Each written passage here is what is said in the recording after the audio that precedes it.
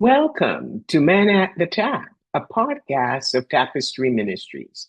Each episode reflects on a daily Bible reading from the Revised Common Lectionary. I'm Gloria, a fellow traveler on a spiritual journey with the Tapestry community, and we refer to the daily Bible reading as our spiritual manna. It nourishes our souls, fostering spiritual growth as we share insights and interpretations that enrich our spiritual lives. Today is Tuesday, July the 21st, 2026, in the 8th week of Ordinary Time. The lectionary reading is from the New Testament book of Galatians.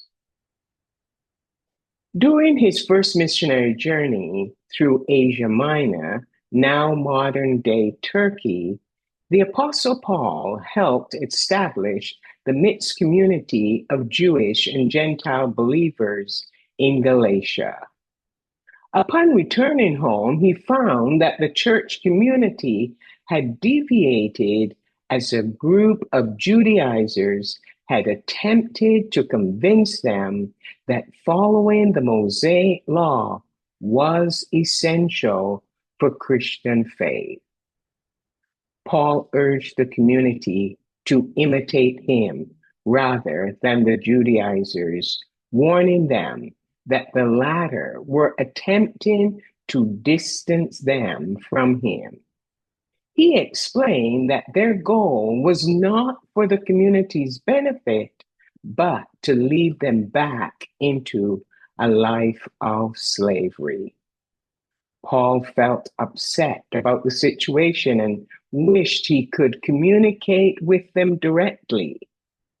As an alternative, he decided to write a letter.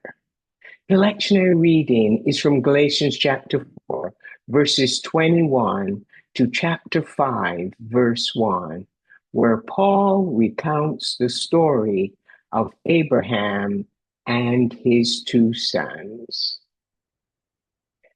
He used it to illustrate the difference between the sons.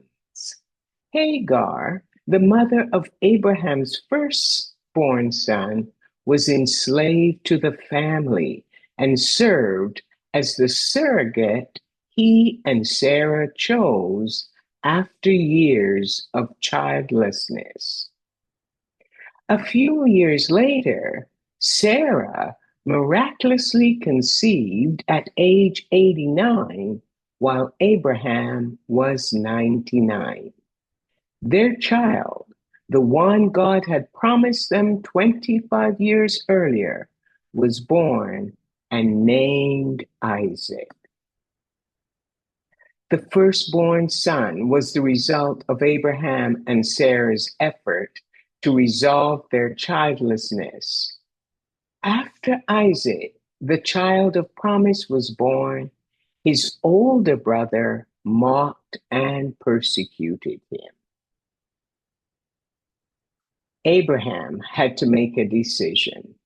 He had to let the surrogate Hagar and her son leave the family compound. Isaac, the promised son of Sarah, was the true heir to all Abraham had.